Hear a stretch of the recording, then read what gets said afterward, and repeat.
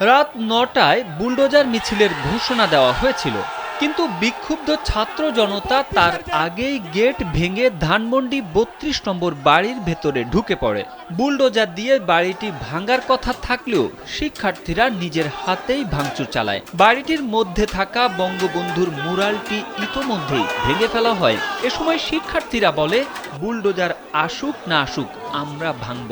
এদিকে ধানমন্ডি ৩২-এ বাড়ি ভাঙা নিয়ে ফেসবুক স্ট্যাটাসে পরামর্শ দিয়েছে প্রবাসী সাংবাদিক জুলকারনাইন শাহের।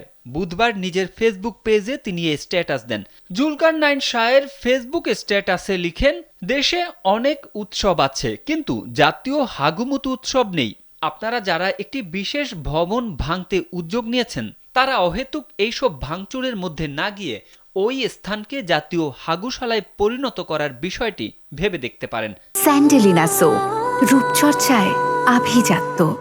জুলকারনাইন আরও লিখেন, যেখানে বছরের নির্দিষ্ট দিনে নারী পুরুষ সবাই আলাদা আলাদা ফ্লোরে ওপেন কনসার্টের মাধ্যমে উৎসবটি পালন করবে।